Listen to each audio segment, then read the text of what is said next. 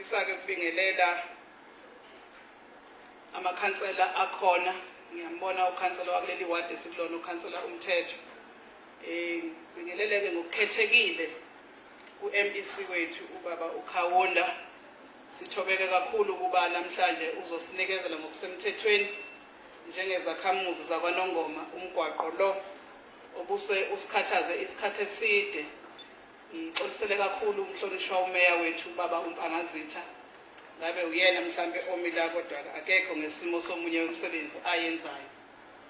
Ngicabanga ukuthi ngiyakhuleka kakhulu kubaba uMashobane okhona usihlalo wemkhandlu wakithi lapho uSuthu. Uyazi ukukhathazeka kwembube ngendlela ebikhathazeke ngayo ngalomgwaqo. Ngicabanga ukuthi uma izwa ukuba usuphelile uyavulwa namhlanje ngokusemthethweni. Ngicabanga ukuthi izolala nobuthongo obupheleleyo ngoba umphakathi wakwaNongoma ukuba nenkulu inselelo ikakhulukazi uma kufanele uye eFried, ikakhulukazi nomnyango lwakwa education ngoba siyaqonda ukuthi office labo elikhulu lapha benza khona ama submissions beba nama challenges uma ngabe izulu lina begcine mhlawumbe sekuthiwa izinto zabo bayisubmitanga in time ngoba bebengakwazi ukuhamba. Uma kuphoqeleka ukuthi bahambe bedinga bahambe ngomgwaqo lo ophuma ngale ngasenyokeni. So ke ngicabanga ukuthi bebekenikeza enkulu inselelo ikakhulukazi nabaya eGoli futhi ngokunjalo ngoba uwona mgwaqo lo P49 abawusebenzisayo. Ngicabanga ukuthi ukuhamba kwabo manje sekuzoba kalula kakhulu, ama-hours bebewahamba ngeke kusafana. Nathi ke esizakhamuzi sihamba umphakathi abazokuthutha emboneni abawusebenzisa usuku nosuku lomgwaqo. Ngicabanga ukuthi nabo ama-shops abe bebaphelela njalo njengamanje ngeke kusafana nasekuqaleni. So ke siyafisa ukuba kumhlonishwa uNgqongqoshe sibonge kakhulu ithuba nathi asinikezele lona njengoNongoma ukuba sikwazi ukuba sibe nomgwaqo oshelelayo nje ngoba siyazi ukuthi sisuka kuphi nalomgwaqo iziphi inselelo obusinikeza zona. Ngiyakhumbula nje ngisentombazanyana uma siya enyokeni wacosha ukuthi la kunendawo kuthiwa kwamfazi yalithika uthola ukuthi i-truck because wangekho namabhasi wa-truck leyo nabhasi leyo iyabachitha abantu. Kune-14 nje cishe lacoshakala elabonakala emveni kwey'nsuku eziwu-7 abantu sebezobonakala phakathi. Engicabanga ukuthi lokho ngeke sisaphinde kusehlele la kaNongoma. So umuntu angazi ukuthi injabulo yethu umhlonishwa uMbimbi angayibona kanjani kuthina njengezakhamuzi zakwaNongoma. Umuntu okunye angafisa ukuthi asicele ngoba akabhekile nje zomgwaqo kuphela kodwa ubuya buke nezinto zakwa-safety and security kakhulukazi kulezi zama-police station. Kune-police station ngqongqoshe ukuthi akekho-ke eduze kodwa bazomnothela abanothayo. Kune-police station eyasoSuthu lapha enyokeni esingafisa umhlonishwa uNgqongqoshe ukuba aselekelele kuyona uma ebuka ibudget yakhe.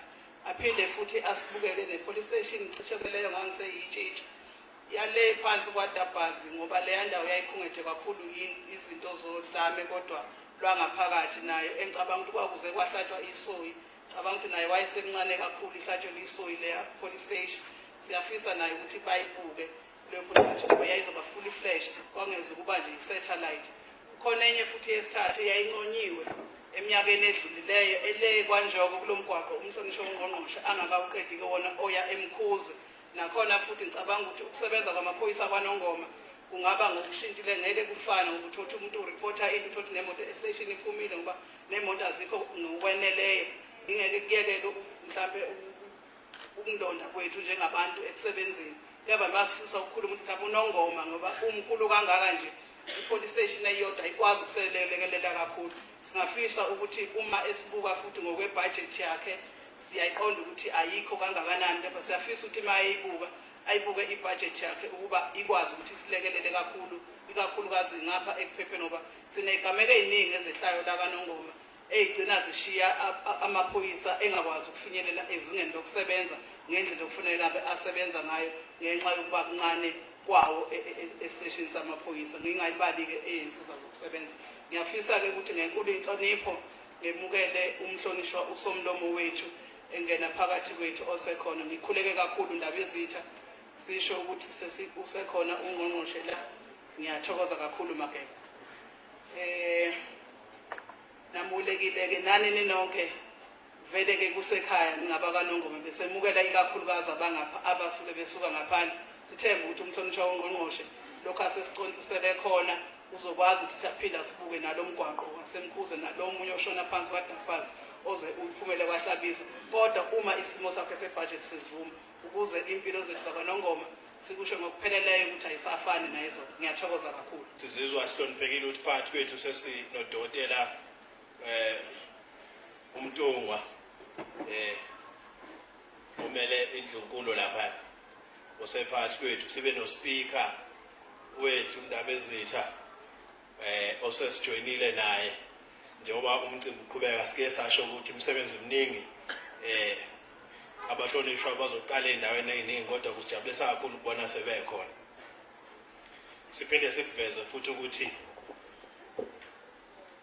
njengoba ngike ngasho ukuthi ngasebenza kule ndawo cishe umlando nje weprovince yethu siyawazi nobulukhulu esidlule kubona kusijabulisa kakhulu baholi ukubona izinga lokusebenzisana esilibonayo ngabe ukusukuma sakhe ngabe iziphi indlela ekhona ikahulumeni esiyibona iqhubeka kule ngxenye yomhlaba esikuwona okukhombisa ngokusobala ukuthi intuthuko izoqhubeka kakhulu ngoba cishe into ebangela ukuthi intuthuko ihambe kancane ukuthi manigcina nidonsisana ngezinto eziseceleni ezingayithindi ngempela impilo yomuntu so ukusebenzisana ikhona sikubona ukuthi kusakha kakhulu njengesizwe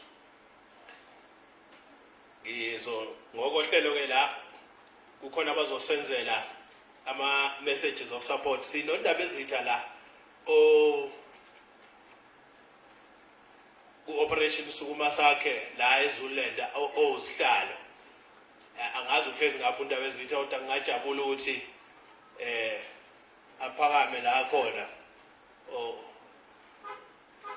oyena esithi masila ngokwasukuma sakhe siconvino yena uhamba no deputy wakhe uNtusi ungenza ukuthi nawe sokwenza i-interview lapho ekhosini ngoba usukuma sakhe impela uyanyakaza